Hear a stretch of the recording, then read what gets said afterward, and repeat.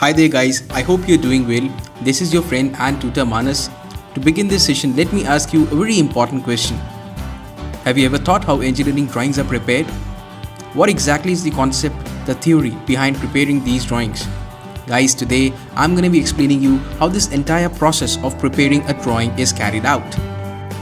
So stay tuned as you're going to learn what exactly projection means, followed by the basics of orthographic projection, principal planes, quadrants and type of views, how drawings are made assuming the object to be in first and third quadrants, differences between first angle and third angle projection, symbols for these projection systems, and why it is not advisable to make drawings assuming the object to be in second and fourth quadrants. So here we go. Well, projection has two meanings. One says that projection in itself is an image, while the other meaning refers to the process or activity of obtaining an image. Now let me demonstrate how all of it works. So we have an object, a light source and a screen on which we will be getting an image. Alright, so when you switch on the torch, light rays are gonna emerge in all directions. Let me show you how that happens. Let us switch on this torch. These are the light rays. Let us do this quickly for this portion also. For this portion, alright, that's it. This portion as well. This edge over here looks like this edge on the screen. Some kind of a magnified form, and finally we have this edge. Okay, so it appears something like this. So this front portion is obstructing the light rays from going ahead over to this side.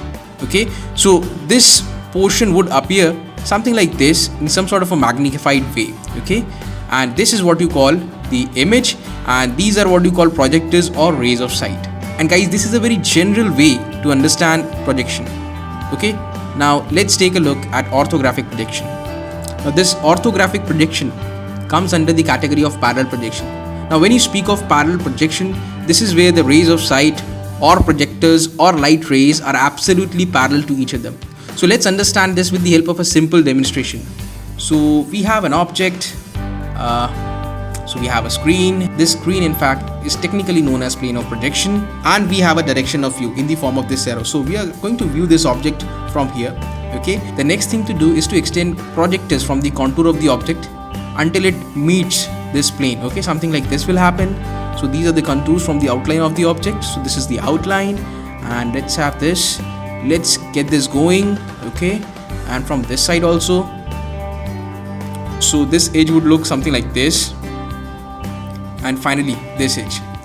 Okay, so what we have basically done is we have extended parallel lines from the contour of the object to meet a plane, so that when all these points are joined in proper sequence, we get a view, and this is what you call a view or an image, or technically speaking it is called as projection. And these rays of sight, these are absolutely parallel to each other, parallel projectors you can say, and hence this orthographic projection in itself comes under the category of parallel projection. So that's how you project something onto a screen. And when these projectors are absolutely parallel to each other, you would say that parallel projection has taken place. And one more thing that I would like to show you is this. Let me show you this. Let us say I'm talking about this projector. Okay, it is absolutely parallel to the remaining projectors, but the most important thing is when it strikes this plane, it strikes at an angle of 90 degree. Finally I've been able to make a 90-degree angle, something like this. Okay, something like this.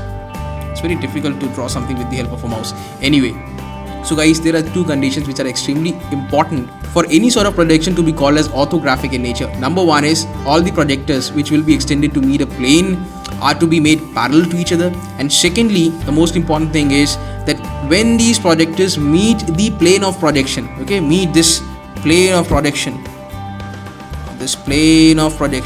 okay, they should make a 90-degree angle with the plane of projection. That's it. If these two conditions are satisfied, you can call that projection as orthographic, and then only you can have the true shape and size of the object, any object for that matter. So this was all about orthographic projection. Moving forward, in this particular section we'll learn about principal planes of projections. But before that, let us revisit what we've learned in school. This quadrant system has two perpendicular axes, namely x and y. This arrangement is divided into four quadrants: first, second, third and fourth. You know this very well. So you can say that this system can plot any two-dimensional object. But when you speak of a three-dimensional object, we need a three-dimensional coordinate system. So let us see how that can be done. So we have a vertical plane and we have a horizontal plane. Now these two planes are absolutely perpendicular to each other. Let me show you. and this plane over here is the horizontal plane. Fine.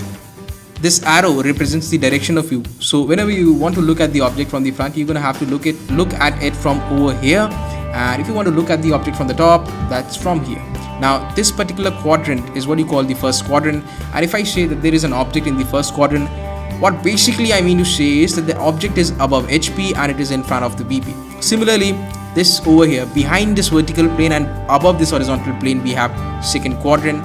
Below this horizontal plane and behind this vertical plane, again we have the third quadrant, and over here we're gonna have the fourth quadrant, that is below HP and in front of VP. Now guys, let us see what views mean. Okay, so if you try to look at an object over from here, you're gonna have a view over here. So this is gonna be basically the plane on which you would be getting the front view. All right, and similarly, when you look at any object from the top, you're gonna have a top view, but that particular top view is gonna be seen here in this horizontal plane.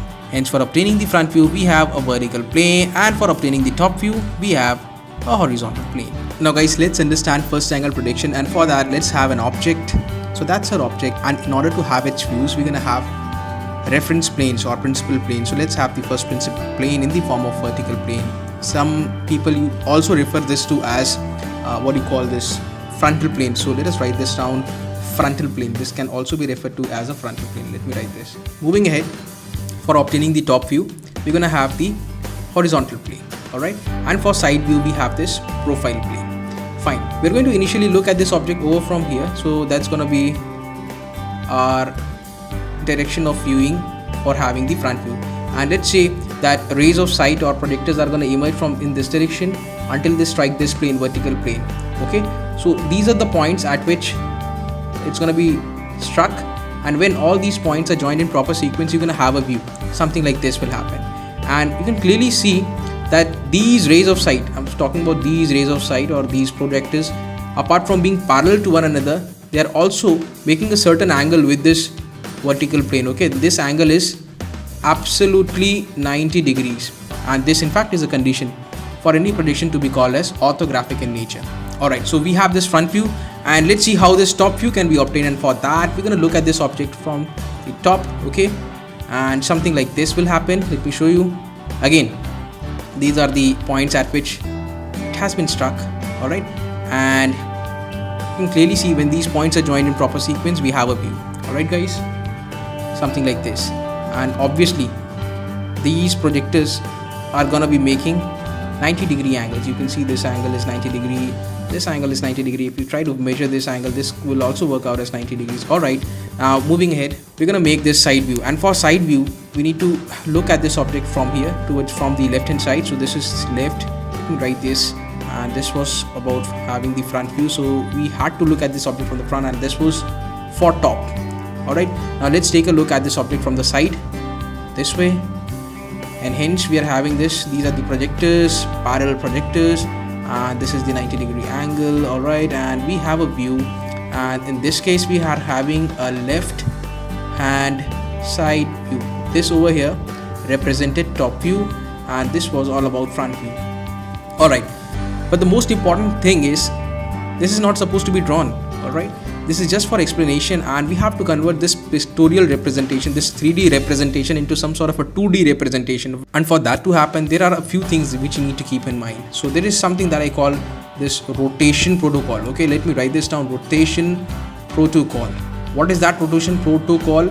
It says that horizontal plane has to be rotated by an angle of 90 degree in the clockwise sense, something like this, whereas this profile plane on which you're gonna have this side view, okay, it is also supposed to be rotated by an angle of 90 degrees, but the direction in which it has to be rotated is anti-clockwise in nature. All right, now let's say we have this vertical plane. Okay, that's it. So that's the vertical plane.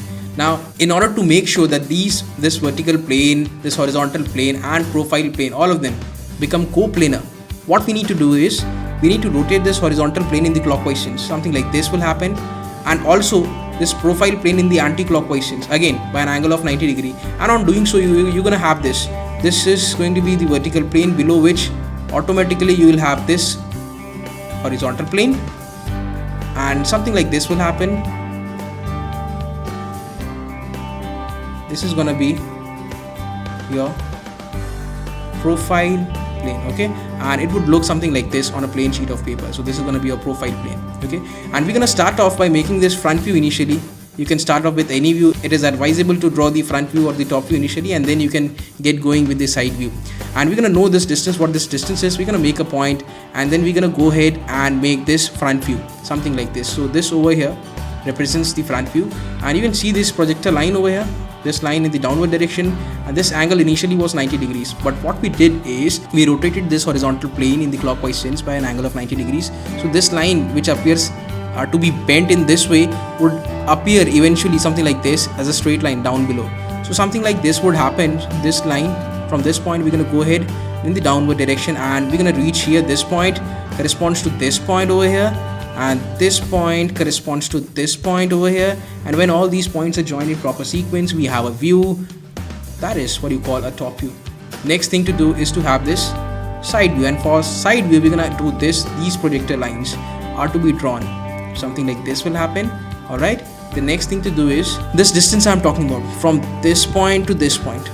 Okay, now this particular line, this intersection line you see, is an intersection between profile plane and this horizontal plane.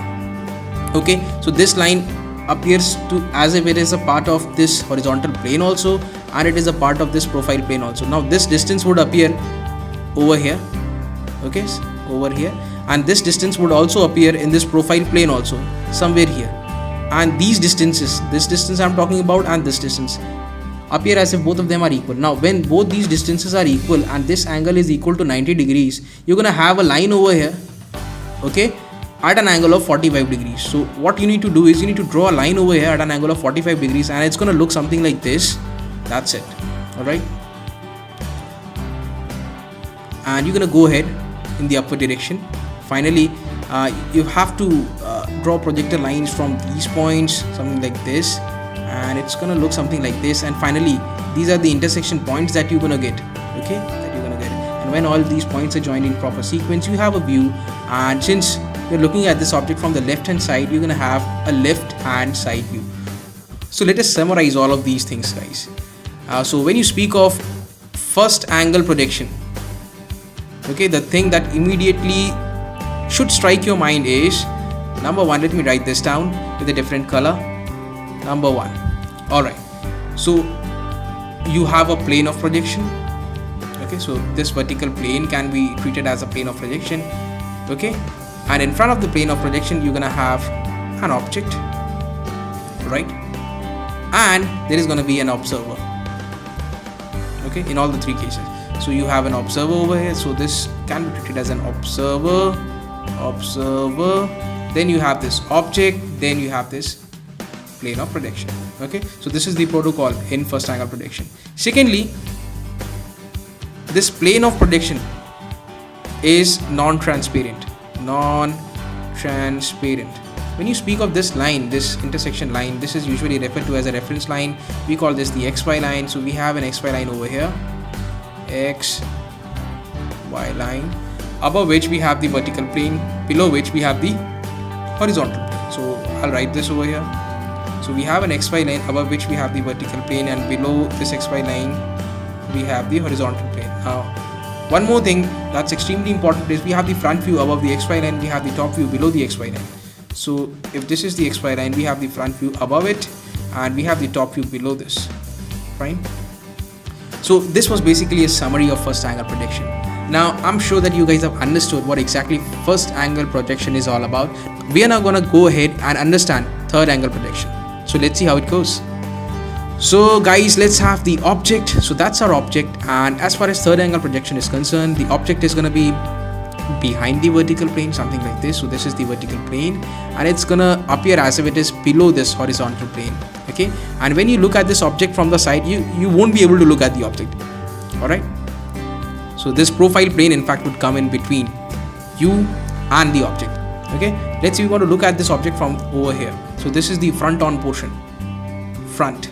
Alright, and we're going to look at this object from the top also for obtaining the top view, and we're also going to look at this object from the side. And to be very specific, I'm going to be looking at this object from the left hand side. So this is the left hand side, and we're going to be getting the left hand side view. Alright, my question to you is whether we're going to be able to see this object or not. Now, because here we have an observer, and in front of the observer we have the plane of projection, and behind this plane of projection we have this object. So what happens is, between the observer and the object, this plane of projection comes in between. So first thing that you need to make sure is that this plane of projection, let me write this, plane of projection has to be made transparent. This is the first condition when you speak of a third angle projection system. Okay, even when you look at this object from the top, you have this observer over here, let me write OBS, and below the observer we have the horizontal plane, and below this horizontal plane we have the object. So you won't be able to visualize the object. Alright, so in order to visualize the object properly, you're gonna have to make this horizontal plane transparent. Hence, the most important thing when you speak of a third angle projection is that planes or projections are to be made transparent. Now let's go ahead and have the front view, top view and side view. So initially we're going to be looking at this object from the front, and let's draw the projector lines towards this vertical plane in the backward direction, something like this. And these are the intersection points with the vertical plane, and obviously all these projector lines are going to strike this plane, okay, and we're going to be making 90-degree angles. Obviously that's why this is an orthographic projection. Apart from being parallel to each other, also strike the plane at 90-degree angle. So this was all about front view. Fine. Now let's have the top view. Okay, so we're going to be looking at this object from the top, and these so-called projectors are going to be extended towards this horizontal plane, and something like this will happen. These are the intersection points. Alright, let's join all these intersection points so that we can have a view. This is in fact a top view. And finally, let's have the side view, and for that let's have the projectors, something like this. Alright, and now these are the intersection points. Let's join all of these intersection points so that we can have a view, and this over is left hand side view. But what am I supposed to do? I have to make a two-dimensional representation, and for that I'm going to be using this rotation policy which I had explained you earlier. Okay, so horizontal plane has to be rotated by an angle of 90 degrees in the clockwise sense. At the same time, this profile plane is going to be rotated in the anti-clockwise sense, again at an angle of 90 degree anti-clockwise, something like this. Alright, and when you do so, this will happen. Watch this carefully. That's the vertical plane. Okay, so when you rotate this horizontal plane, it would appear as if it's here. Let me show you. So horizontal plane would appear over here. So this is going to be a horizontal plane, and that's the profile plane. Okay, something like this. So this is the profile plane. Okay, over here we will be getting the left hand side view, here we will be getting the front view, and here we're going to be getting the top view. Alright, now let's go ahead and make this front view initially. Okay, so we have this portion from this point to this point. Okay, so this distance I'm talking about, this distance, and then once you have this distance, you can go ahead and make this front view. Alright, so this is the front view FV. Now we're gonna have to travel by this much amount from this point over here to this point, and then once you do so, you're gonna have this point, and you can now go ahead, this point I'm talking about, this point, you can have the front view. And finally let's have the side view. Okay, and you're gonna have to rotate this by an angle of 45 degree. I explained you the reason why. Alright, and then this intersection point gives you the final left hand side view. Alright, again let us summarize how all of this works. Summary, third angle. Alright, so the first important point is, let me change this pen color. The most important point that I have to tell you is, plane of projection are to be made transparent. Okay, the next important thing is, when you rotated this, okay, what happened was, if you have an XY line, this is the XY line I'm talking about, the intersection of horizontal as well as vertical plane. So this is the X Y line. Now what happened is, horizontal plane came above XY line and vertical plane was below. Second thing is, when you speak of the views, we have this top view above XY line.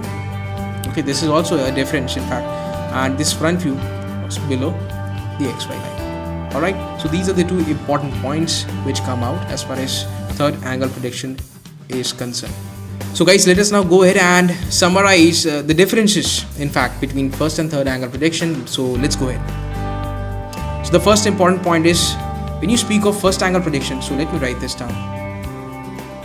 This is first angle, and this over here is third angle. So when you speak of first angle projection, the object is assumed above HP and in front of VP, and when you speak of projection done in third angle, you have the object below HP and behind VP. Okay, moving ahead, the plane of projection, when you speak of first angle projection, is absolutely not non-transparent. But when you speak of third angle projection, you have the observer, then you have the plane of projection, and behind this plane of projection you're going to have the object. So in order to visualize this object properly, you have to make this plane of projection transparent. That's why it is being made transparent. Moving ahead, VP is above XY line obviously, and HP below XY line. And when you speak of third angle projection, HP is above XY line and VP is below XY line. Fine. Moving ahead, we have the front view. Obviously, if VP is above XY line, that means the front view is going to be above, and here the top view is above XY line. Okay, moving ahead, we have this one more important point.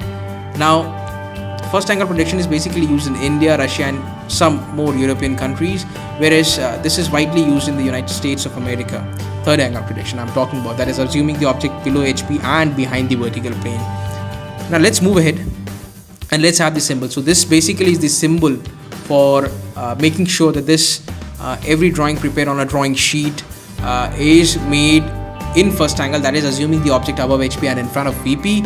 And if you see this symbol in any drawings in the bottom right portion, you will assume that the object was made, or the projection of object was made assuming that it was below the HP and behind the VP. Alright, so that was all about the differences between first and third angle projection system. Alright guys, now let's move ahead and let's see what else is in store for us. Now guys, we're gonna go ahead and see what the symbols are for first angle as well as third angle projection. Just try to watch this. This is what you call the frustum of a cone, and we have kept the frustum of this cone in such a way, this is the vertical plane, over here we have the profile plane. So we're gonna look at this object from here, that is from the front. This is gonna be for the front view, and also from over here, that is for the side view. So this is first angle projection, and as I've already told you, profile plane has to be rotated by an angle of 90 degree anti-clockwise, and when you do so, you're gonna have this. So this is gonna be the front view, this is gonna be the front view, and this is gonna be the what you call left hand side, and this is finally what you see. This is the front view, and this is the left hand side view of a frustum of a cone.